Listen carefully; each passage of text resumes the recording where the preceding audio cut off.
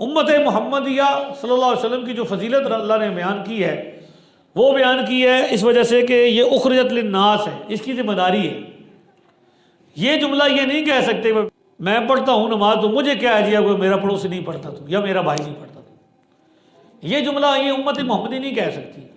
बल्कि इस बार एक तो अपनी जिम्मेदारी और ये भी जिम्मेदारी है कि अगर आप नेक काम करते हैं तो आप अपने पड़ोसी को, अपने भाई को, अपने रिश्तेदार को, अपने ताल्लुकदार को भी नेकी पर उभारें। उम्मत मोहम्मदिया की क्या जिम्मेदारी है? तामुरून बिल मारूफ, पहली बात नेकी का हुक्म करना। अब यहाँ अर्ज की बात भी नहीं है, हुक्म है, अल्लाह रसूल का हुक्म है। उसको जब आगे पहुँचाना है तो वो क्या रहेगा? हुक्म ही रहेगा, अर्ज नहीं रहेगी।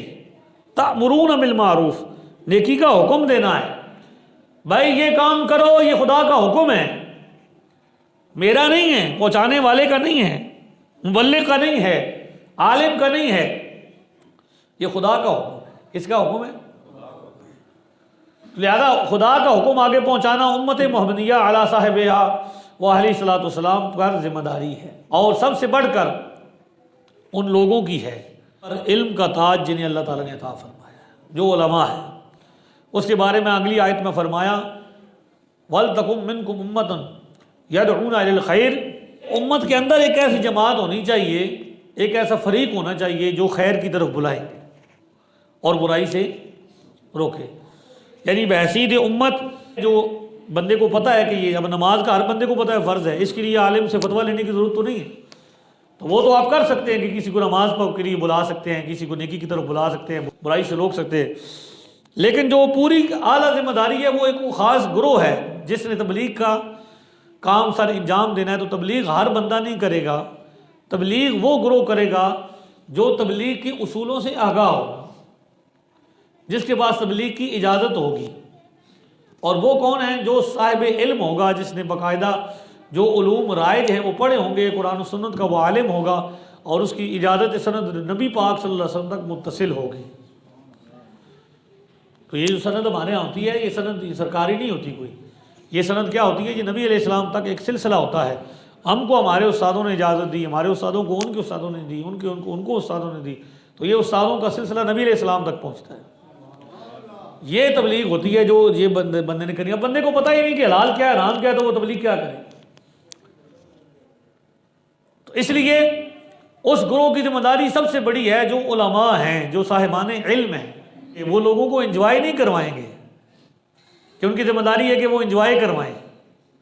आज जुम्मा है जी को मजाक दे आए जी, मौलवी साहब की ये जिम्मेदारी हमने तो कब की आपकी उम्मीद तोड़ दी ना ये वाली कि भाई कुछ मज़ा शज़ा वाली बात। अगर मज़ा है रसूलुल्लाह की बात में आता है तो फिर तो मज़ा आप लें ना जी। खुदा की बात में मज़ा नहीं है, उसमें लुत्फ नहीं है। वो तो लोग जब तिलावत करते हैं जो समझने वाले हैं तो उसमें मज़ा लुत्फ नहीं लेते। वो ये नहीं कि आवाज़ कारी साहब की सोनी है तो तब मज़ा ले रहे, बल्कि उस मफ़हूम का लुत्फ लेना जो खुदा फरमा रहा है।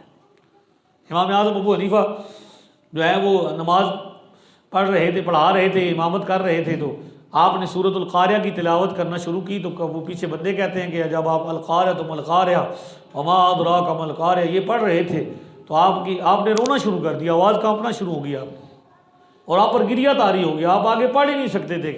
वो उस मफहूम में उलझ गए कि अल्लाह क्या फरमा रहा है।